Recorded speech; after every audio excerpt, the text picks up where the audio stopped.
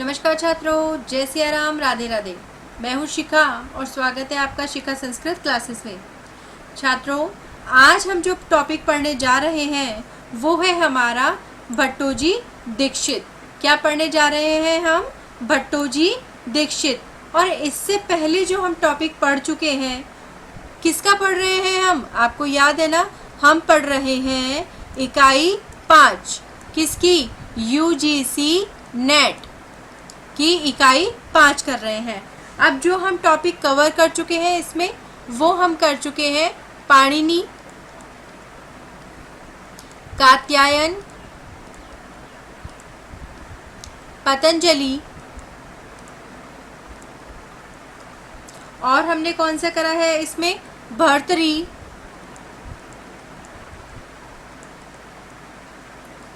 और हमने पढ़ लिया वामन जयादित्य। कौन सा कर लिया है हमने?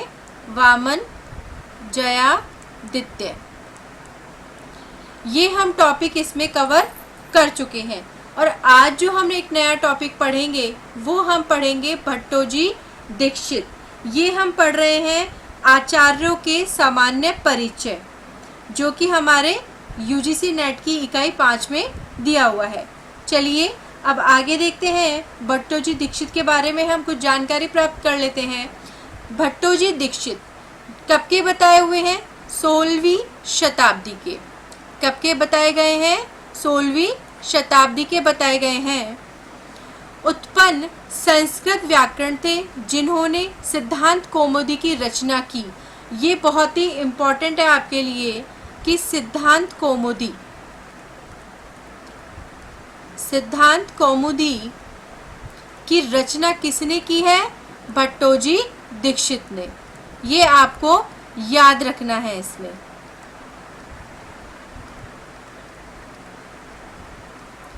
आगे देखिए, अब इनका निवास स्थान काशी था। अब ये आपको याद रखना है। इसमें छोटे छोटे पॉइंट्स है जो आपको ध्यान रखने हैं कि इनका जन्म स्थान क्या हुआ? काशी बताया गया है इनका जन्म स्थान। 16वीं शताब्दी के ये बताए गए हैं। सिद्धांत कौमुदी की रचना इन्होंने की थी और जन्म स्थान इनका कहाँ बताया गया? काशी बताया गया। इन्होंने शेष कृष्ण से व्याकरण और धर्मशास्त्र का अध्ययन किया। ठीक है, अब व्याकरण और धर्मशास्त्र का अध्ययन इन्होंने कहाँ से किया? शेष कृष्ण से। वेदांत का नरसिंहाश्रम, मीमांसा का अप्पय दीक्षित से अध्ययन किया। अब देख लीजिए, वेदांत का कहाँ से किया? नरसिंहाश्रम, और मीमांसा का कहाँ से किया? अप्पय दीक्षित से अध्ययन किया। इनके शिष्य वरदराज भी व्याकरण के महान पंडित थे। अब आपको ध्यान रखना है किसके शिष्य इनके कौन थे? इनके शिष्य थे वरदराज। वरदराज इनके शिष्य थे। आगे देखिए, पाणिनीय व्याकरण के अध्ययन की प्राचीन परिपाटी में पाणिनीय सूत्र पाठ के क्रम को आधार माना जाता था। ये है कि जब भी कोई व्याकरण का अध्ययन करता था तो उसके लिए जो आधार माना जाएगा, सूत्र पाठ का जो आधार माना जाएगा, वो किसको माना जाएगा? पाणिनि जी के जो सूत्र पाठ है उनके क्रम को आधार माना जाएगा। यह क्रम प्रयोग सिद्धि की दृष्टि से कठिन था। जो वो सूत्र पाठ लिखे गए थे, जब उनको काम में लिया गया, जो क्रम देखा गया, तो जब प्रयोग सिद्धि करनी होती थी तो उसके आधार पर वो बहुत ही कठिन था, क्योंकि एक ही जब प्रयोग करना होता था तो उसके लिए विभिन्न अध्यायों के सूत्र लगाने पड़ते थे।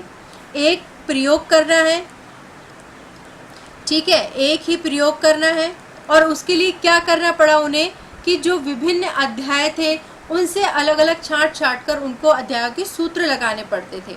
अब इस कठिनाई को देखकर ऐसी पद्धति उन्होंने बनाई।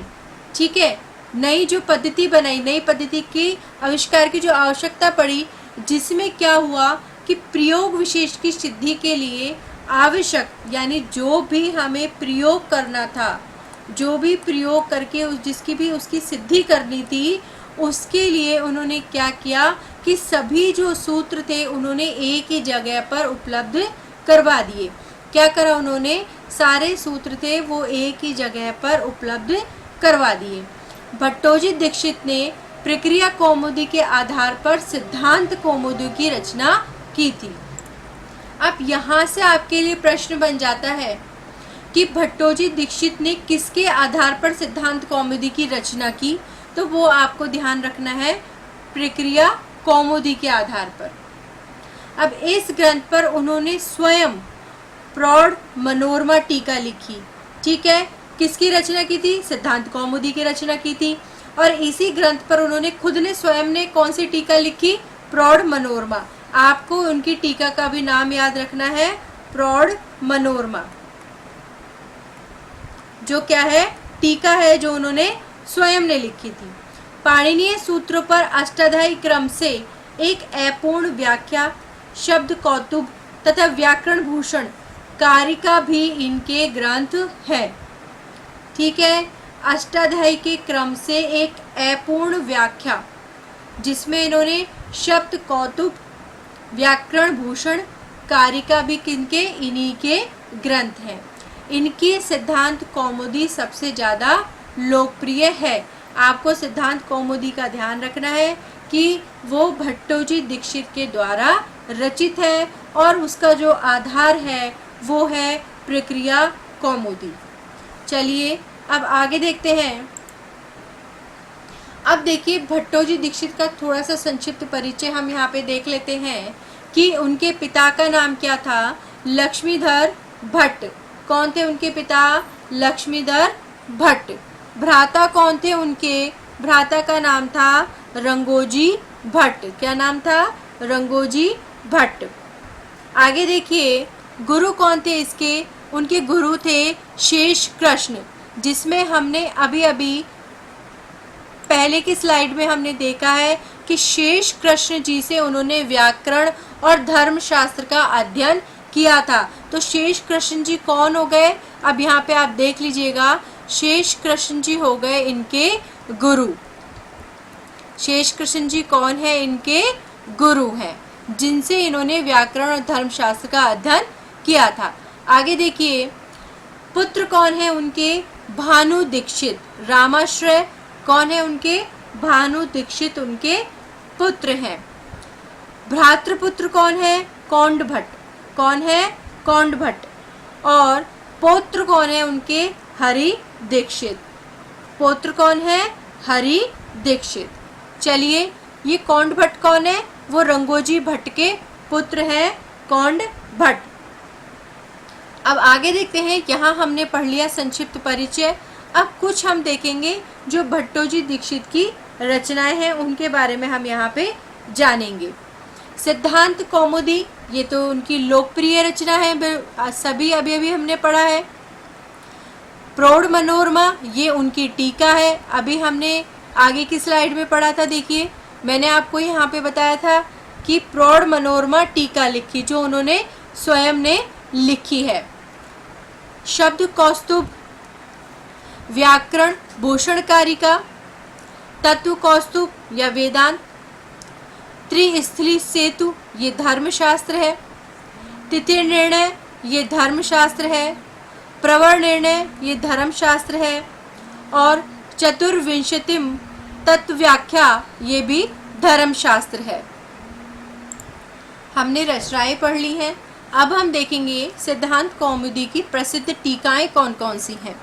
ठीक है, तो सबसे पहले देखिए तत्वबोधिनी, ये किन्होंने लिखी? ज्ञानेंद्र सरस्वती जी ने। ये आपको ध्यान रखनी है टीकाएं इनकी। बाल मनोरमा ये करी है इन्होंने वासुदेव दीक्षित जी ने। प्रौढ़ मनोरमा, जो हमने अभी हमारे फर्स्ट स्लाइड में देखा था कि प्रौढ़ मनोरमा किन्होंने की? भट्टोजी दीक्षित ने। लघु शब्देंदु शेखर, ये किन्होंने की? नागेश भट्ट जी ने। ठीक है, ये आपको याद रखनी है, जिसमें आपको भट्टोजी दीक्षित की और बाल मनोरमा, तत्वबोधिनी और लघु शब्देंदु, ये चारों ही इम्पॉर्टेंट है जो आपको याद रखनी है। और वो किसकी प्रसिद्ध टीकाएं हैं? ये टीकाएं हैं सिद्धांत कौमुदी की प्रसिद्ध टीकाएं हैं। चलिए यहाँ पे ख़त्म होता है आपका आज का टॉपिक। अब जो आगे आने वाला टॉपिक है वो हमारा रहेगा नागेश भट्ट, जिनके बारे में हम आगे चर्चा करेंगे। नागेश भट्ट। ये हमारा अगला टॉपिक रहेगा। तब तक आप भट्टोजी दीक्षित के बारे में जो मैंने आपको पढ़ाया है उसको आप ध्यान से पढ़िए, समझिए और उसके अपनी कॉपी में नोट्स बनाइए।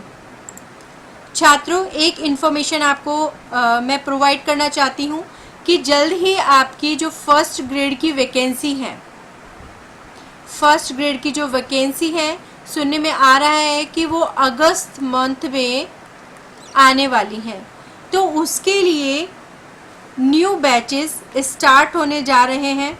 जिस भी छात्र को उसमें रजिस्ट्रेशन करवाना है तो वो @shikhasanskritclasses.gmail.com पे मुझसे संपर्क कर सकते हैं। इसकी जो हमारी फ़ीस रहेगी वो बहुत ही मिनिमम रहेगी, जिसमें आपको पे करने में कोई भी प्रॉब्लम नहीं होगी। ध्यान रखिएगा कि फर्स्ट ग्रेड जो है वो जल्द ही आ रही है अगस्त के महीने में, तो आप तैयार रहिए। जल्द ही आपको इसकी जो फर्दर इन्फॉर्मेशन है वो यूट्यूब चैनल पे मेरे द्वारा दे दी जाएगी, और जो भी जानकारी है वो यूट्यूब चैनल पे आपको मिल जाएगी मेरे चैनल के थ्रू। तो आप इस क्लास को शेयर कीजिए, लाइक कीजिए, सब्सक्राइब कीजिए और जितने भी अपने फ्रेंड्स हैं उन तक इस इन्फॉर्मेशन को पहुंचाइए। तब तक के लिए धन्यवाद। जय सिया राम, राधे राधे।